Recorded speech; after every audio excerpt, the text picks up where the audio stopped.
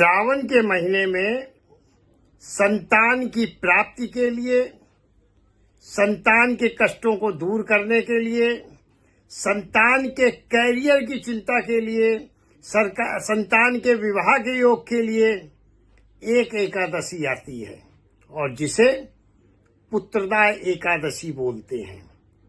पुत्रदा एकादशी श्रावण मास में 23 अगस्त को है।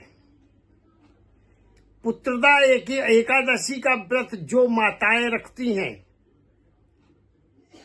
उनके संतान को जीवन में कठिनाई और परेशानियों से गुजरना नहीं पड़ता।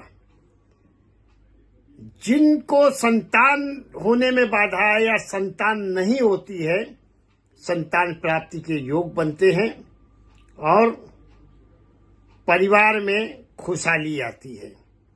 पुत्रदा एकादशी का क्या महत्व है और व्रत किस प्रकार से करना है, क्योंकि ये पुत्रदा एकादशी जो है, विशेष बात यह है कि 2026 में इस साल द्वादशी युक्त एकादशी है। और ध्यान रखें, एकादशी द्वादशी युक्त है तो लाभकारी होती है और एकादशी अगर 10वीं युक्त है तो फिर वो नहीं करनी चाहिए, उसका कोई भी फल प्राप्त विशेष नहीं होता। तो पुत्रदा एकादशी श्रावण मास में 23 अगस्त को है, द्वादशी युक्त है, इसलिए इसका विशेष महत्व है। इस दिन शिव जी के साथ श्री हरि भगवान विष्णु का पूजन किया जाता है, उनका भी सौभाग्य अपने को आशीर्वाद मिलता है और साथ ही व्रत माताएं रखती हैं मनोकामना बोलकर कि मेरे बच्चे का अच्छा हो जाए, उसकी नौकरी लग जाए, बेटी की शादी हो जाए, व्यापार अच्छा चले बेटे का, या जिन्हें संतान नहीं हो रही है संतान प्राप्ति के लिए भी वो निवेदन बहुत शीघ्रता से सुनते हैं प्रभु। और ये उपवास और व्रत की महिमा अपरंपार है।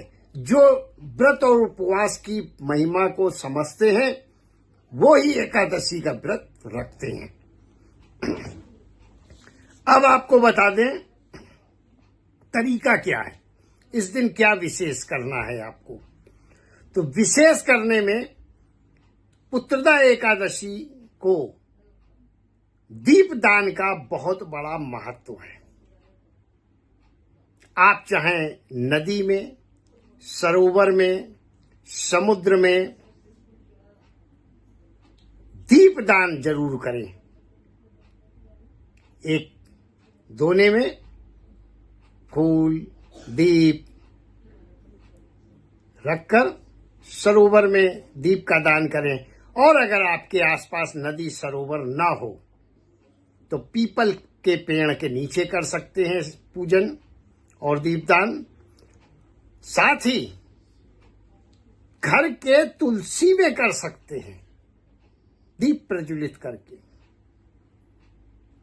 बहुत आसान सा उपवास है, भावनाएं हैं, प्रार्थनाएं हैं और जिनमें इतना बड़ा प्रभाव है कि आपके सारे अभावों को दूर कर सकती है पुत्रदा एकादशी।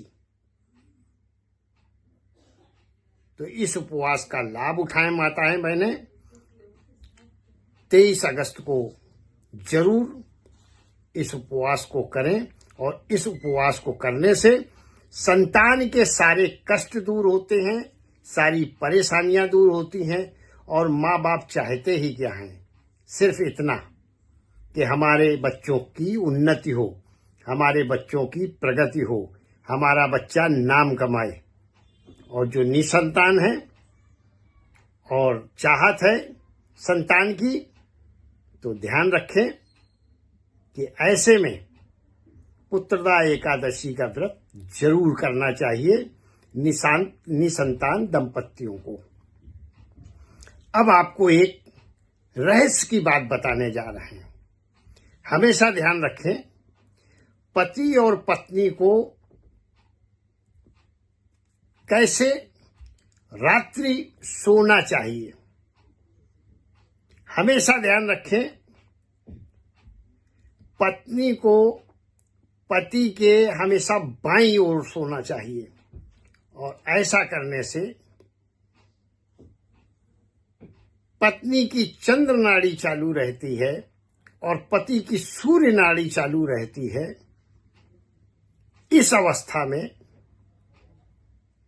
पुत्र संतान की प्राप्ति होती है और पुत्रदा एकादशी का जो उपवास करते हैं वो लाभान्वित होते हैं।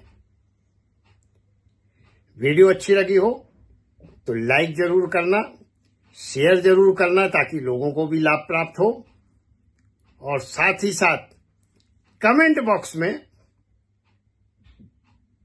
हर हर महादेव जरूर लिखना और हरिओम जरूर लिखना।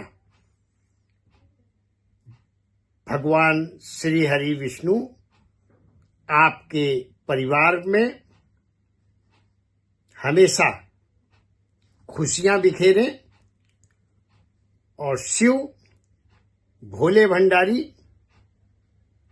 आपको खुशियों के साथ साथ आपकी रक्षा भी करें। बहुत बहुत आभार, बहुत बहुत धन्यवाद। ईश्वर आपको हमेशा सुखी रखे, संपन्न रखे और स्वस्थ रखे।